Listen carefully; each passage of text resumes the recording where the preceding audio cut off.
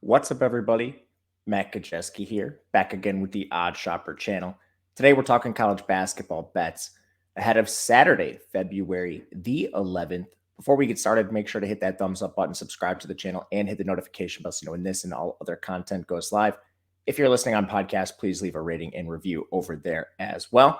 And we have a new channel for you guys, Odd Shopper Golf. Everything you know and love from our normal golf content. Bets, parlays, analysis from Ben, Eitan, Eric. It'll all be over there. You can click the link in the video description to check that out. And the offer you see on the banner of the screen from DraftKings, available only till the 12th. That is just one more day to take advantage of this. And what it is, right now when you head to DraftKings Sportsbook or just click their link in the video description below, and you make a $5 wager on any game, any team of your choosing, whether it wins or loses, they're going to pay you out $200 in the form of free bets.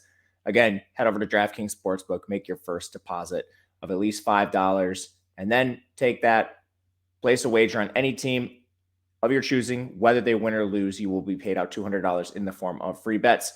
The legal age for gambling in most states is 21 plus. If you or someone you know has a gambling problem, please call or text 1-800-GAMBLER. All right, we are talking the Saturday games, and I'm recording this on Friday night. We'll be out of the house tomorrow morning, so trying to get this done ahead of time. We're going to talk some of the marquee matchups. And kicking things off, there is an SEC line that surprised me. Alabama's -2 against Auburn. Now, Alabama is on the road here. This is at least somewhat notable.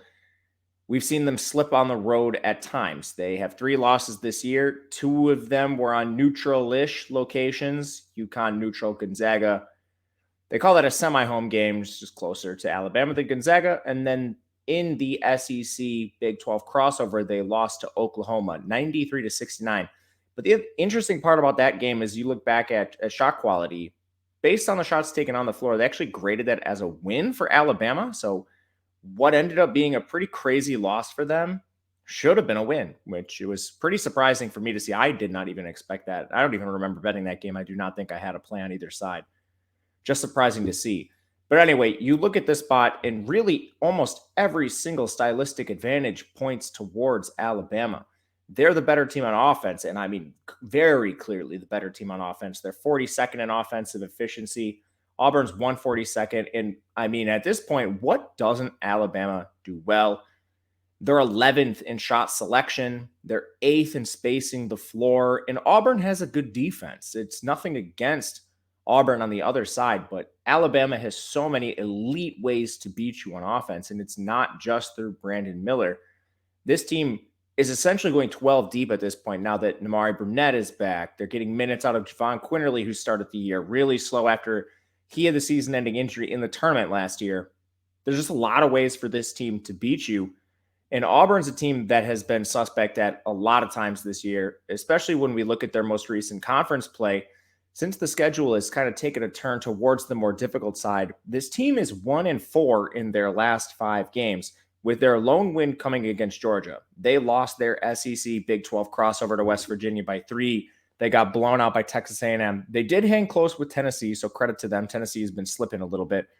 But then they just lost to Texas A&M a second time by 5 points. That one was on the road. So it's a team that has slipped recently.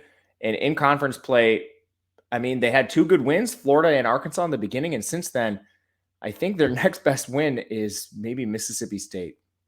Hasn't been all roses for Auburn. And plus, Alabama's going to play at the speed of light in this game. Auburn is not a good shot-making team. They're 230th in effective field goal percentage. So any way you shake this, I find it hard to believe outside of maybe some crazy lucky shot-making that Auburn keeps this game close. -2 seems like a gift. We will take that number gladly here. Next one, talk about gifts. This seems like gross negligence on the side of the books, and I am not one that should be speaking with that level of confidence at this point. But Kansas State is a pick'em against Texas Tech. How in the world does this make any sense? Texas Tech has 1 conference win on the year. It was an overtime win against Iowa State. Since December 31st, they have 2 wins. One of them came in the SEC Big 12 crossover where they played LSU. And if you haven't watched the SEC, LSU downright might be the worst team in that conference. Anyway, regardless to say, they've played some shaky competition as well in this conference and lost, and pretty resoundingly. They just played a less than 100% Oklahoma State, lost. Prior to that, Baylor in a blowout loss. And I don't see things getting any better for Texas Tech. They do play at home here. That's the only redeeming quality, but they're not getting back Pops Isaac. That is going to be a problem because they haven't had a strong ball handler since then. And they're not getting back AMAC. It doesn't look like anytime soon, at least. And he is the main post presence for this team. They've sort of put Daniel Bacho on the bench and played small with Kevin O'Banner and Jalen Tyson. But now you're going up against this Kansas State team, which is going to beat you in multiple ways. One, they have strong shooters. You have Marquise Noel shooting 37% from three. Keontae Johnson shooting 42%. Players on the bench that are pretty strong coming off as well. Like Ish Masood is a 45% three-point shooter, plays limited minutes, but he's a player that can also beat you with his size. And Kansas State does a lot of that. Naquan Tomlin, 6'10". You have David N'Guessan back. He's 6'9". Ish Masood, he's 6'9". This is a team that can also beat you through their size. So they're not limited to their three-point shooting. And all this to say, it's going to be an issue against Texas Tech, who is still a little bit inflated in terms of their efficiency metrics based on what we saw them do in non-conference play. Now that the record is caught up with them, I was very surprised to see them as a pick'em, even on the home court here. We'll back Kansas State. They're already taking some money. Right now, the pick'ems are juiced. I would try to get this as soon as possible, but I would back them even as a slight favorite here.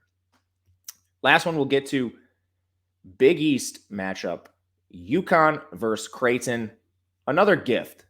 We were able to jump on these pretty early with it being Friday night. Hopefully the lines are similar in the morning. I'm not sure where they will move, but this one is just, I think, when you look at the books and how they're making lines, pricing the efficiency metrics of the entire year, failing to realize Creighton did go through a rough stretch of the season, that has to be admitted, but a lot of that was when Kalkbrenner was injured. It was also when Kalkbrenner was coming back from injury and playing really slow for this team. And they actually lost 6 games in a row after they were widely in the top 10 to start the season. But since then, they've come on very strong, and it's not just been their winning games. They've been demolishing some pretty good teams in this conference. You can look at their most recent 13-point win over Seton Hall. Strong cover there. Beat Nova. They dismantled Xavier 84-67. And really, ever since that first Xavier loss, this team has been on a roll. And if you isolate just their play since the beginning of the new year, this is a top 5 team in the country analytically. So a lot of you viewing the slides on YouTube, you see UConn 13th in offensive efficiency. They're 17th in defensive efficiency. Both of those metrics are better than Creighton. But if you isolate the play of Creighton since the new year, where they're actually 100%, these actually move in favor of Creighton, which is pretty hard to believe. And even that rebounding rank, UConn, pretty solid rebounding team. Kalkbrenner, the main piece that was out for Creighton, now being back, he's one of the main pieces in that front court. So even the rebounding rank improves with Creighton at this spot. You know, at one point they were a tournament bubble team. Now I think their most recent win streak has sort of put them firmly back inside the March Madness bracket pools, and we'll see how high they can actually rise. But at this point, you're still getting them in a value at the betting markets. I'm seeing -3s, -3.5. I wouldn't be surprised if this goes to 4, but Creighton will be the side we back. That'll do it for us with the Odds Shopper channel today. Let me know in the comments what you think. And there's a ton of games. We can't break them all down, but we have an insider Discord for that. And if there's a game you have a feel on, let me know in the comments section. You can also reach out on Twitter at Matt_Kajeski. Until next time, good luck, everybody. We'll see you again later.